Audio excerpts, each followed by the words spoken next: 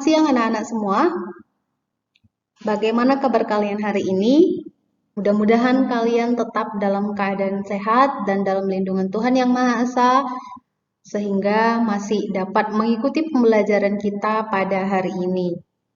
Nah, pada pertemuan di pembelajaran biologi kali ini, kita akan melanjutkan materi kita yang sebelumnya telah kita bahas, yaitu tentang sistem peredaran darah pada manusia.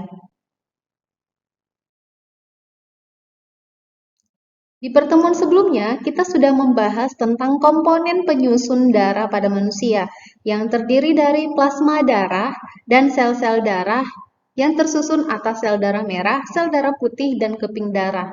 Nah, kita akan melanjutkan ke bagian yang berikutnya, yaitu tentang penggolongan darah. Pada tahun 1900, seorang dokter kelahiran Wiener, Austria bernama Karl Landsteiner membedakan darah manusia menjadi 4 golongan, yaitu golongan darah A, B, AB, dan O. Nah, penggolongan darah ini dikenal dengan sistem penggolongan darah ABO. Nah, penggolongan darah sistem ABO ini didasarkan pada agglutinogen dan agglutinin yang terdapat di dalam darah. Agglutinogen adalah protein yang terdapat pada permukaan sel darah merah yang dapat digumpalkan oleh agglutinin. Nah, ada 2 macam agglutinogen, yaitu agglutinogen A dan agglutinogen B. Nah, agglutinin merupakan protein yang terdapat pada plasma darah yang dapat menggumpalkan agglutinogen. Nah, ada 2 macam agglutinin, yaitu agglutinin alfa dan agglutinin beta. Nah, jadi di dalam darah itu tadi, Nak, ada agglutinogen, ada agglutinin, di mana agglutinogen tadi terdapat di permukaan sel darah merah. Sedangkan agglutinin ini tadi terdapat di bagian plasma darah. Agglutinin yang tidak sesuai dapat menyebabkan pembekuan pada darah. Nah, sekarang kalian perhatikan pada tabel ini. Di sini ada golongan darah terdiri dari 4 tadi. Ada golongan darah A, B, AB, dan O. Ini adalah agglutinogennya dan ini adalah agglutininnya. Nah, penggolongan darah ini tadi berfungsi pada proses transfusi darah, yaitu proses mentransfer darah dari donor ke resipien. Nah, donor itu adalah orang yang memberikan darah, sedangkan resipien adalah orang yang menerima darah. Nah, transfusi darah harus dilakukan pada golongan darah yang sama agar tidak terjadi penolakan oleh tubuh resipien, yaitu ditandai dengan terjadinya penggumpalan darah atau aglutinasi. Jadi kalau terjadi aglutinasi dapat membahayakan jiwa si resipiennya ini tadi. Nah, kita kembali lagi, kita lihat di sini, Nak. Keempat golongan darah ini tadi, agglutinogen alfa dapat menggumpalkan, agglutinin alfa dapat menggumpalkan agglutinogen A. Sedangkan agglutinin beta dapat menggumpalkan agglutinogen B. Jadi alfa tidak boleh bertemu dengan A dan beta tidak boleh bertemu dengan B. Nah, dalam proses transfusi darah yang harus diperhatikan yaitu kandungan agglutinin yang terdapat pada resipien dan agglutinogen yang terdapat pada donornya. Nah, kalau dia agglutininya beta, berarti tidak boleh menerima agglutinogen B. Kalau dia alfa, tidak boleh menerima agglutinogen A. Ya, jadi yang perlu diperhatikan itu adalah agglutinin dari resipien dan agglutinogen dari donornya. Nah, kita lihat golongan darah A memiliki agglutinogen A dan agglutinin B. Kalau misalkan golongan darah A ini sebagai resipien, maka donornya siapa sajakah yang boleh? Nah, tentunya donornya yang boleh, kalau kita lihat donornya B, tentunya terjadi penggumpalan. Tidak boleh ya, karena agglutinogen B bertemu dengan beta. terjadi penggumpalan, tidak bisa. Kemudian kalau golongan darah AB yang menjadi donornya juga tidak bisa terjadi penggumpalan karena terdapat aglutinogen B. Oke? Kemudian kita lihat golongan darah O yang sebagai donornya bisa tidak? Bisa karena aglutinogennya tidak ada. Nah, jadi golongan darah O bisa didonorkan ke golongan darah A. Jadi golongan darah A, kalau dia sebagai resipien, dia dapat menerima golongan darah A dan dapat juga menerima golongan darah O. Nah, sekarang yang kedua yaitu golongan darah B. Golongan darah B memiliki aglutinogen B dan aglutinin alfa. Jadi kalau misalkan resipiennya golongan darah B, kalau donornya golongan darah A, tidak bisa karena A tidak boleh bertemu dengan alfa, maka terjadi penggumpalan. Kemudian kalau donornya golongan darah AB, tidak bisa juga karena di sini ada aglutinogen A. Kalau donornya golongan darah O, bisa karena tidak terdapat aglutinogen. Oke? Selanjutnya golongan darah AB. Aglutinogennya ada A dan B, tapi aglutininnya tidak ada. Zat penggumpalnya tidak ada.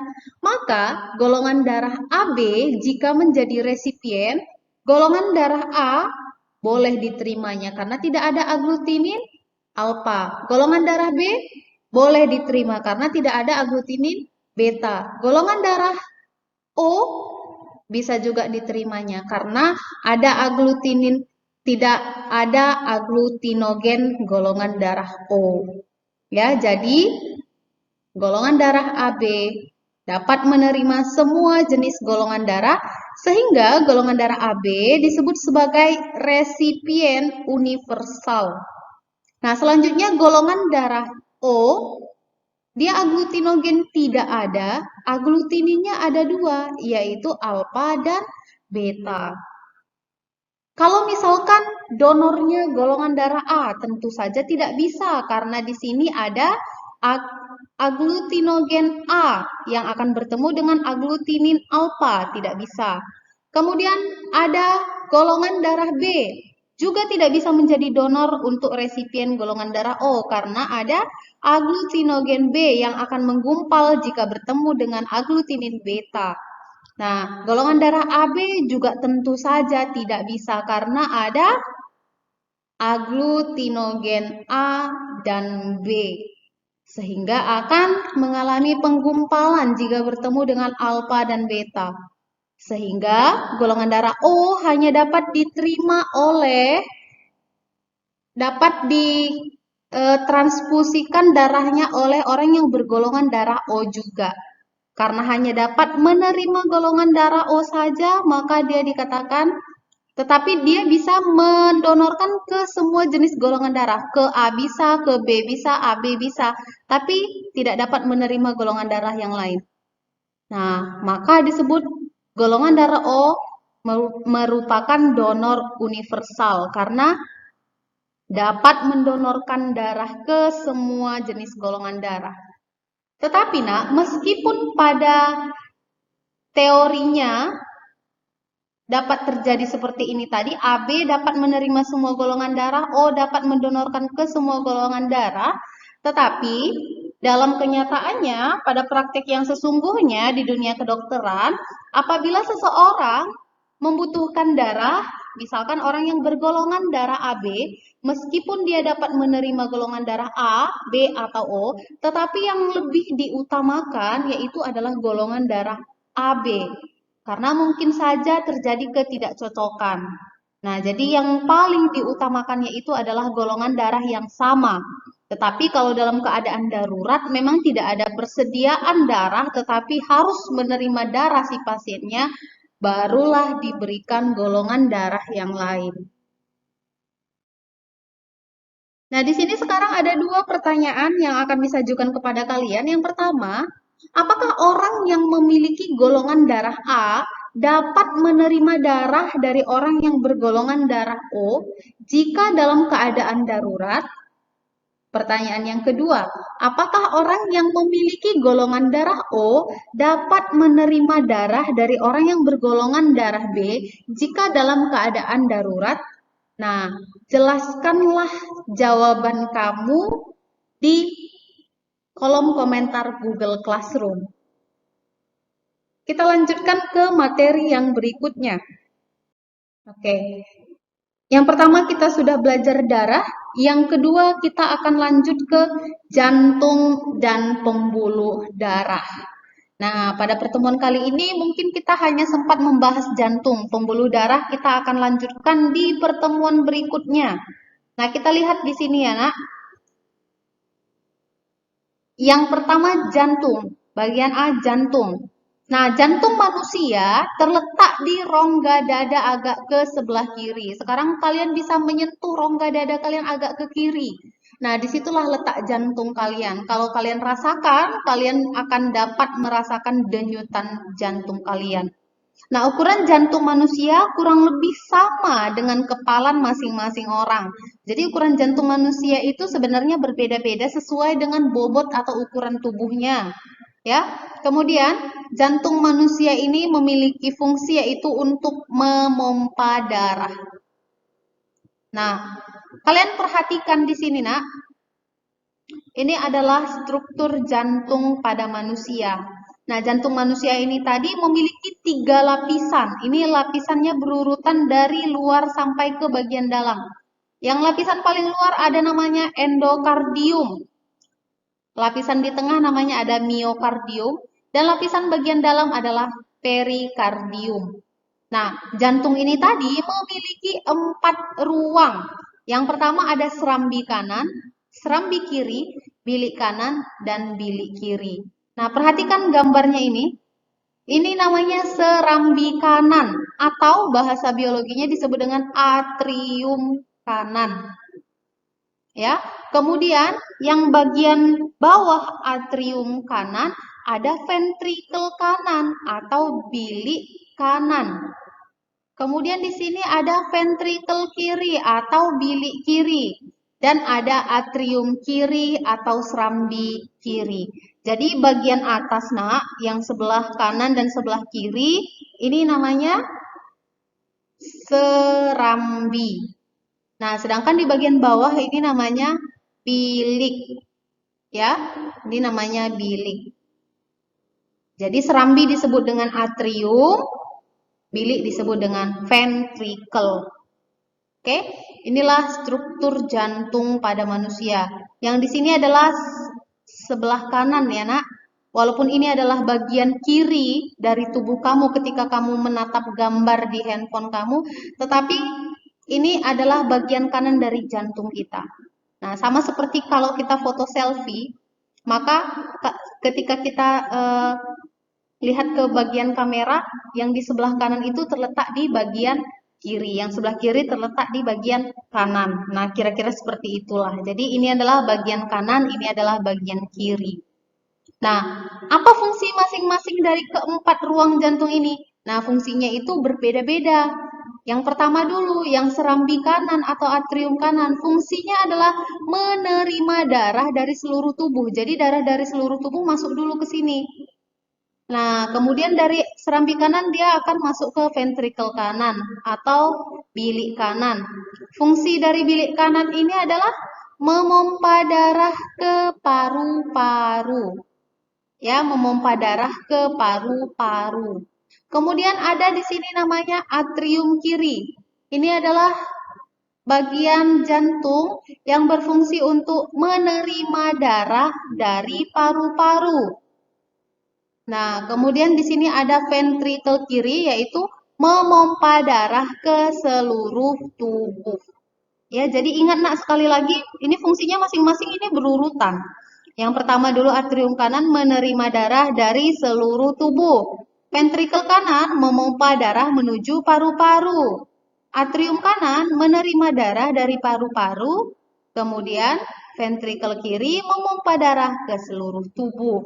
Nah, jadi itulah fungsi dari keempat ruang jantung.